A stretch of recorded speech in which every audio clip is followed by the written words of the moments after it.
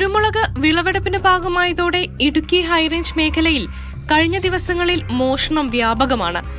രാജകുമാരി ഗ്രാമപഞ്ചായത്തിലെ ഖജനാപ്പാറ, കുംഭപ്പാറ മേഖലകളിലായിരുന്നു പ്രധാനമായും കുരുമുളക് മോഷണം നടന്നത്.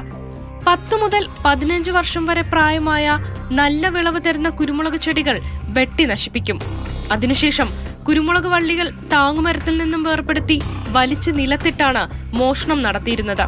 അന്യസംസ്ഥാന തൊഴിലാളികളാണ് മോഷണത്തിന് പിന്നിലെന്ന് സംശയം തോന്നിയ പ്രദേശവാസികൾ സമീപ മേഖലകളിലെ തൊഴിലാളികളുടെ താമസ സ്ഥലങ്ങളിൽ പരിശോധന നടത്തി.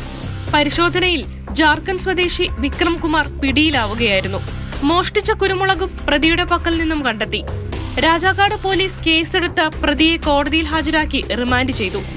സമാനമായ മോഷണ കേസുകളിൽ 2 ആഴ്ച മുൻപ് അന്യസംസ്ഥാന തൊഴിലാളികളായ സ്ത്രീകളെയും പിടിച്ചിരുന്നു.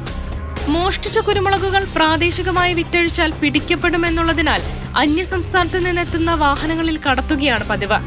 10ഓളം കർഷകരുടെ കൃഷിയിടങ്ങളിലാണ് ഇത്തരത്തിൽ മോഷണം നടന്നത്. മാതൃഭൂമി ന്യൂസ്, ഇടുക്കി.